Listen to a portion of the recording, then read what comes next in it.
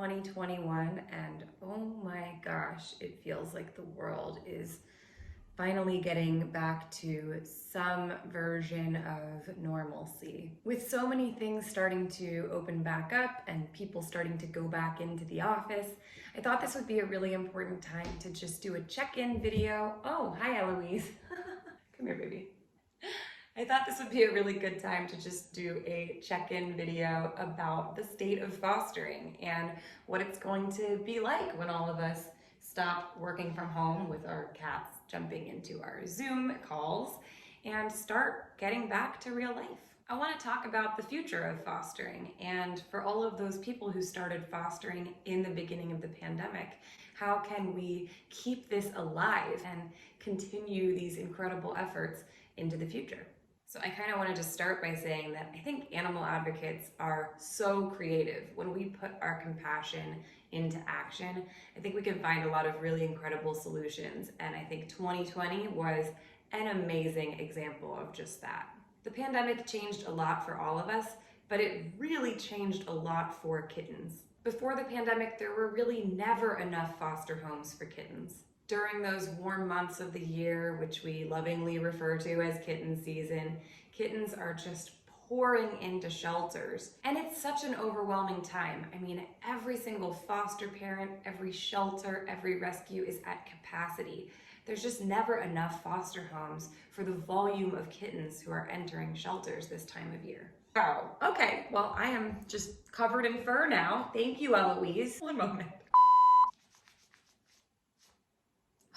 So when the pandemic hit, it was more urgent than ever before for us to find foster homes for kittens, because now we were in a situation where there literally was no option for them to stay in the shelter. It really felt like one of those all hands on deck moments. We just needed absolutely anyone and everyone who cared about kitten welfare to just step up, sign up, even if you've never done it before, just throw your hat in the ring, give it a shot, and lend a hand. And so last spring, I teamed up with Royal Canin and we worked together to create some resources that could recruit new foster homes and to educate new foster homes. So the thing that I'm the most proud of is this incredible kitten care webinar series that we put together. This is 8 hours of free online education available anywhere in the world. And it covers everything from bottle feeding to helping kittens wean, to setting up your space, to helping feral kittens and medical cases. It's really an all-encompassing overview to help people of all levels, even if you are a brand new foster parent. Of course, you can still watch those webinars now if you missed them. They're at kittenlady.org/webinar. People really watched. Between the 4 webinars across all the different platforms where they were posted, there are now more than 2.6 million views. It felt like we were a huge community that was coming together to do something amazing. So to our surprise and delight, people stepped up big time. So many people who had never fostered a kitten before felt this sense of urgency that now was the right time to help out. Unprecedented numbers of animals were getting out into foster homes. And hi, Cheesy. Oh, hi, Eloise. She's back. You know, at one point, my local shelter had a wait list that was hundreds of people long. And that wasn't hundreds of kittens waiting to get into homes. That was hundreds of people waiting to get foster kittens. I mean, that's never happened before in history. It was incredible. I think in that moment, in the beginning of the pandemic, a lot of the barriers that people feel they have just kind of fell to the floor. People felt like they did have time and they did have space. They definitely had the interest and they had that sense of urgency where they could feel how important this was and how important it was to step up right now. So this was a situation where there could have been a devastating impact on kittens, but instead, because of the creativity and compassion of this community, it actually ended up being a life-saving moment. We all had to figure out how to do this in the context of a pandemic, and that's something I've never done before. Oh, Eloise, you got hair in my teeth. A little cat hair is not gonna hurt. It's fine. There are some significant reasons that fostering kittens is a lifesaver for them. And one of the biggest ones is that it helps cut down on disease transmission. Now, after a year like 2020, I don't have to tell you how important it is for us not to be spreading disease willy-nilly. And for kittens, this is really a substantial concern. And so all of us opening our homes to kittens really helps to cut down on disease of those animals and the animals in the shelter. It also has a major benefit for animals who need overnight care. Kittens, particularly orphaned kittens who need bottle feeding, they do need somebody to be caring for them around the clock. And in most cases, animal shelters don't have around-the-clock care available. That's certainly the case during the pandemic, but it was also the case before, and it will be the case after, that, kittens who need around-the-clock care, they need to be in a foster home where you can, wake up in the middle of the night and provide a bottle, help them have the nutrition that they need on the schedule that they need it. Another huge benefit of fostering, of course, is that kittens learn how to become a cat in a home-like setting. They're not stuck in a cage, they're in a home where they can learn what it is to,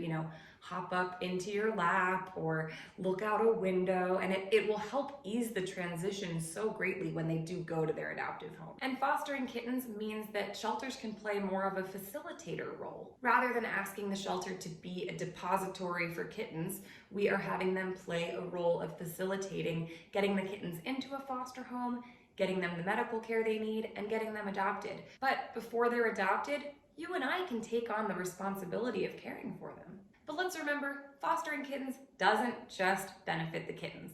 It also benefits us. During the past year, fostering has been a source of positivity for a lot of us, a source of happiness and joy, and something that feels achievable, a goal we can all complete together. It's something we've been able to focus on during a time that might be a little bit scary or confusing or even a little boring. For me, it's been a really meaningful way to navigate a difficult time, and I hope that if you've been fostering, it has been that for you too. So I really do think it was this sense of urgency that made people get creative and brought those walls down and made people who never thought they could do it before think, maybe I can do it. And now here we all are, and it's 2021 and the world is changing again, and okay, I guess this is just gonna be the thing, huh?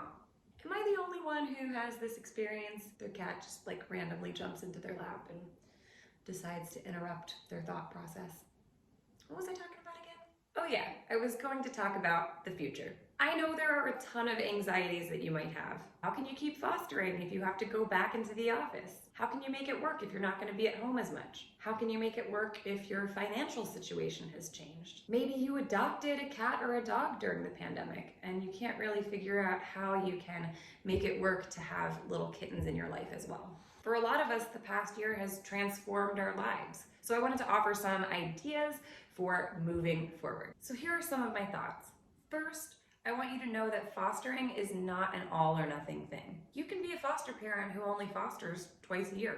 You can be a foster parent who only fosters short term.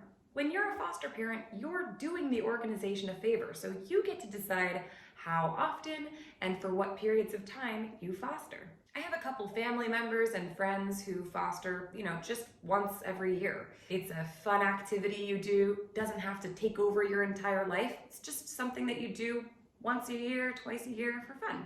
I also have a couple friends who do short-term fostering.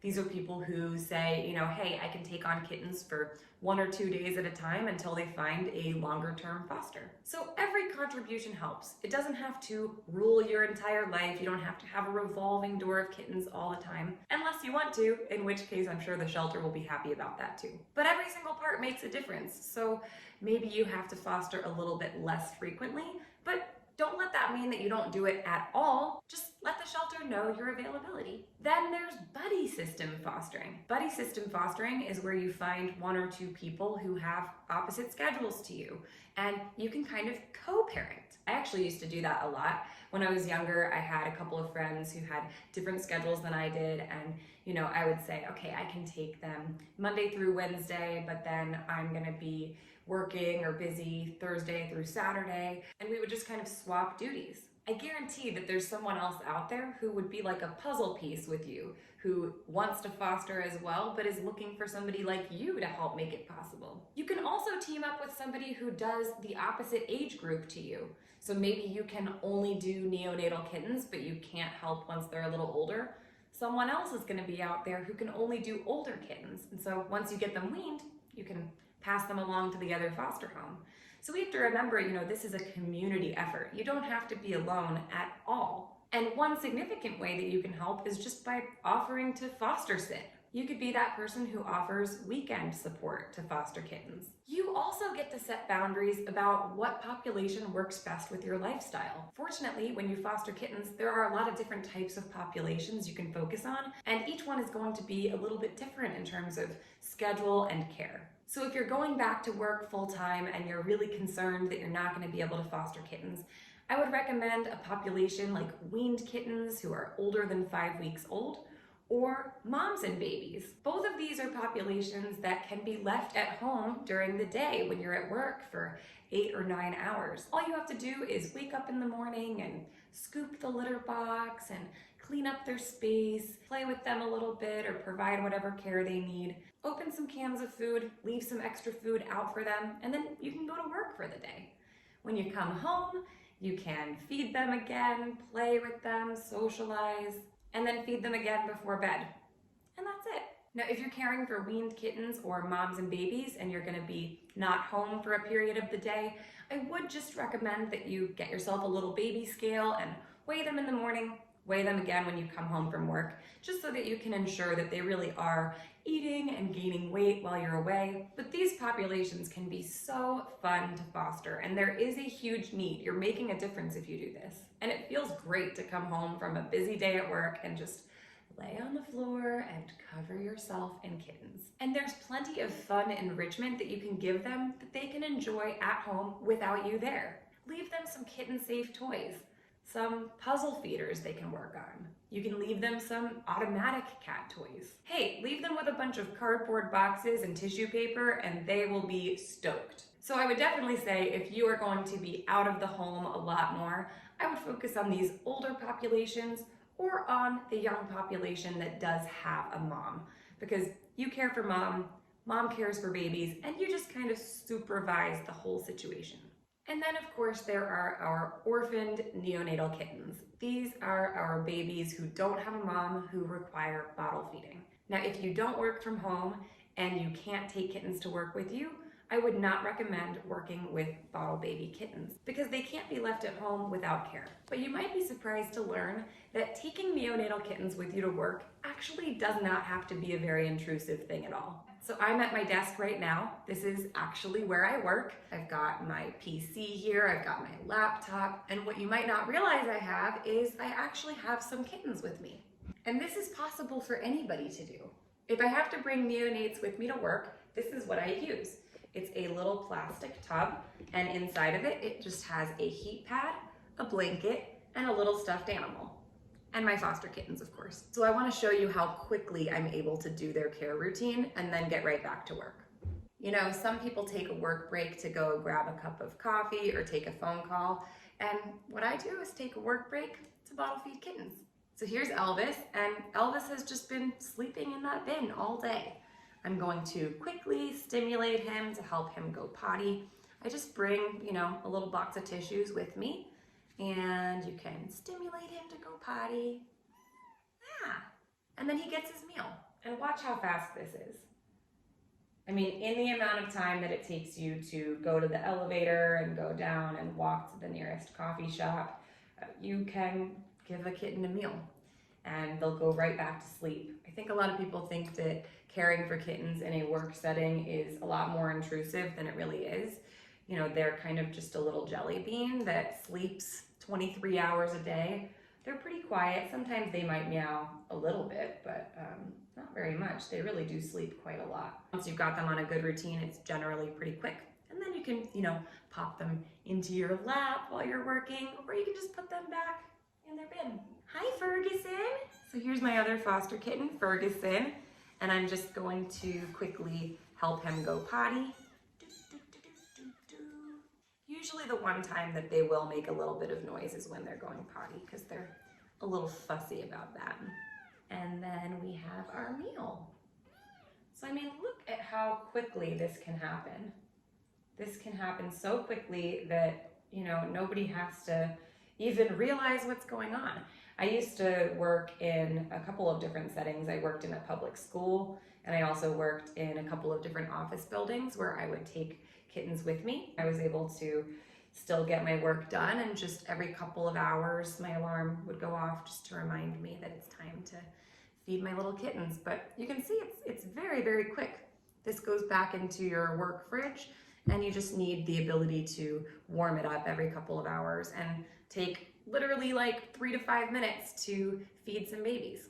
Okay, so Ferguson's gonna go back to bed now. So the only population of kittens who do need to go with you to work would be orphaned kittens who are still dependent on frequent bottle feeding. So that would be kittens who don't have a mom, who are under 5 weeks old. And I would really encourage talking to your employer about this and explaining what that actually looks like. Because we're not talking about these jumping, bounding 8-week-old kittens who are gonna be, you know, running around the office and going through the file cabinets and making a huge mess and distracting everyone. We're talking about these little tiny babies who can literally like slip under your desk in a box and not even be noticed. One piece of advice I have is to recommend a trial run. You know, ask if you can have permission to try it for 2 weeks. And during that 2-week period, if it's distracting and if it is intrusive of work, then your employer can make a decision and say, you know, that didn't actually work for me. And if you do have that opportunity, I would recommend really making sure it is not intrusive. Don't have the kitten out all the time, walking around, passing them around. That's not even good for the kitten.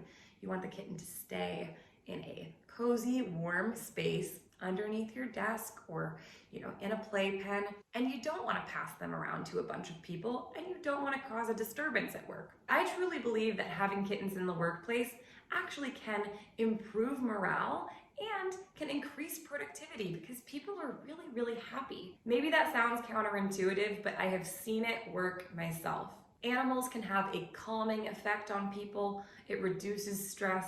It gives employees something to look forward to, and the whole team can kind of come together in this mission-oriented way. The kittens stay in a playpen or in a bin the entire time, so there's no risk of them urinating or defecating anywhere in the office.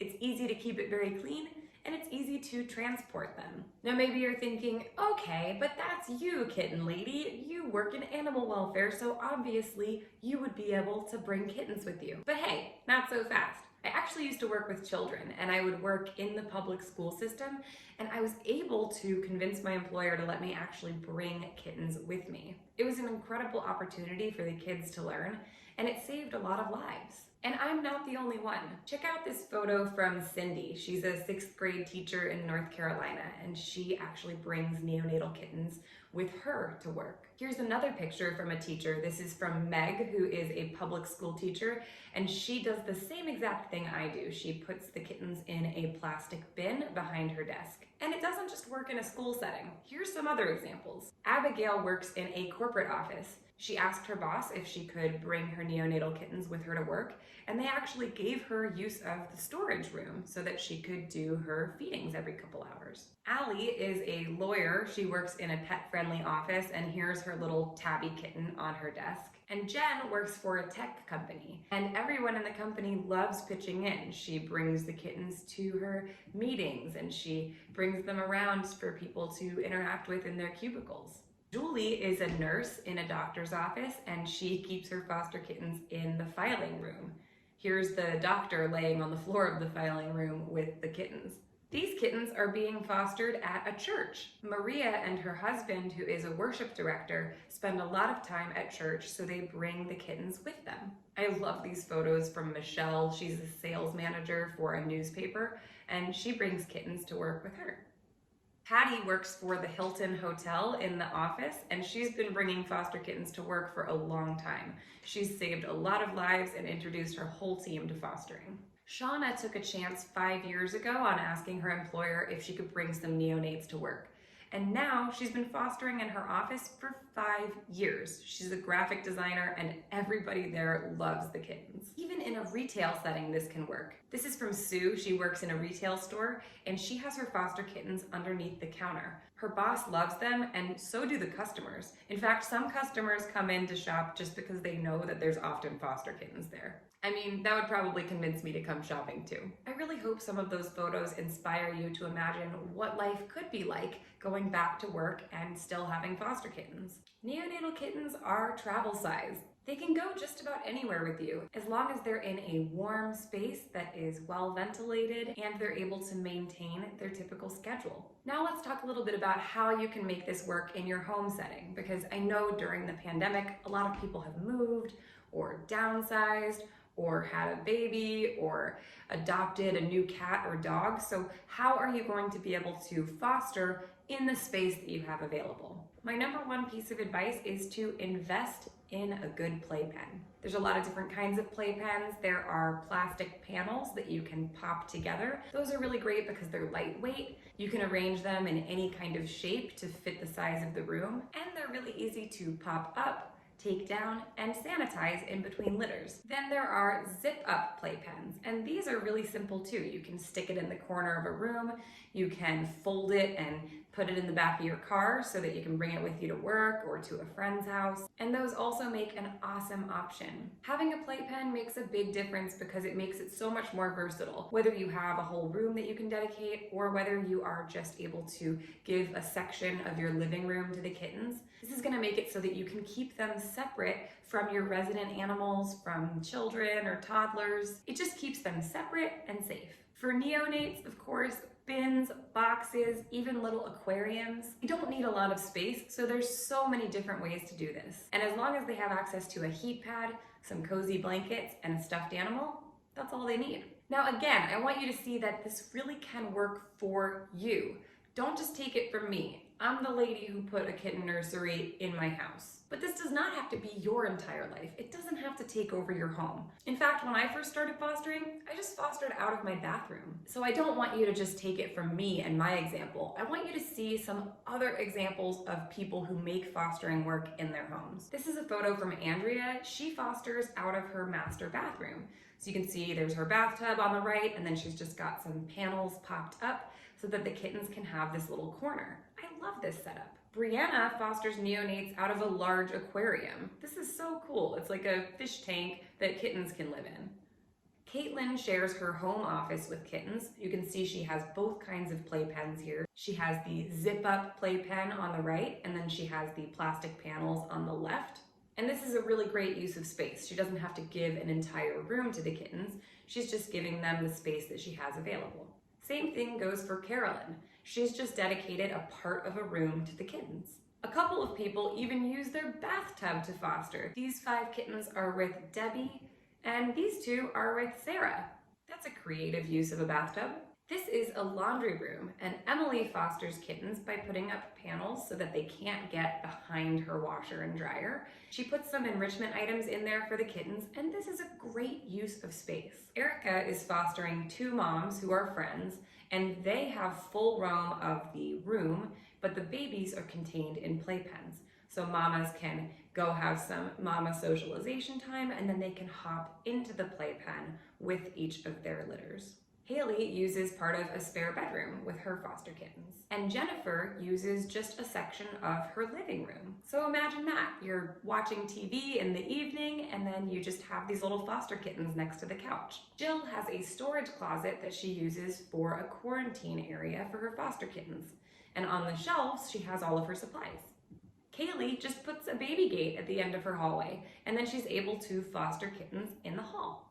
And Michelle uses a corner of her guest bedroom. So there really are a lot of different creative ways to make this work. And that's why I think fostering is really less about being perfectly prepared and is more about having a willingness to use the things that you have, the space you have, the time and resources you have in a creative way to do the highest amount of good. Now remember, if you have adopted a cat or a dog and you have those resident animals in your home, you do want to keep them separate from the kittens, but These playpens make it very easy to do. Keeping them separate is going to be the safest thing for everyone. Now, what about the financial part of fostering? This has been a challenging year financially for so many people. So many small businesses have had to stay closed. So many people have been unemployed or have had their hours reduced. And it makes sense to me that financially it might not seem feasible to be fostering kittens. So I just want to encourage you to sign up with an actual organization, because when you're just fostering kittens that you found or that your friend found,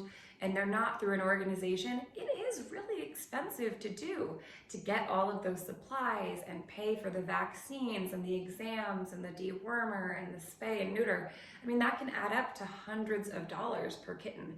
But the cool thing is, when you sign up to foster through an organization, most, if not all of that, is completely covered for you. Any organization you sign up to foster through is going to pay for 100% of the veterinary care. None of that has to be your responsibility, because you're doing a favor to the shelter or rescue, and this is their animal. It's their responsibility to pay. For supplies, it really does vary from organization to organization. So some organizations are going to give you all of the supplies you need: the food, the dishes, the litter box, the toys, the blankets. Some organizations might even give you the playpen to stick in the corner of your living room. But every organization is different. It really depends on the resources that they have. So remember to be understanding if your local shelter or rescue can't provide 100% of those things to you. And then think about ways that you can get creative so that you can access those supplies. Create an online registry or wish list and send it around to your friends and family and coworkers.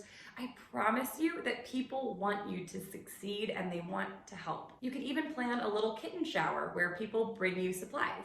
So many of the supplies you need can either be provided to you from the organization, can be given to you from another foster parent, or can be provided to you from a wish list. And remember, a lot of these supplies are reusable, so once you have them, you don't have to keep buying them over and over again. So contact your local shelter or rescue group and ask them, what supplies do you provide?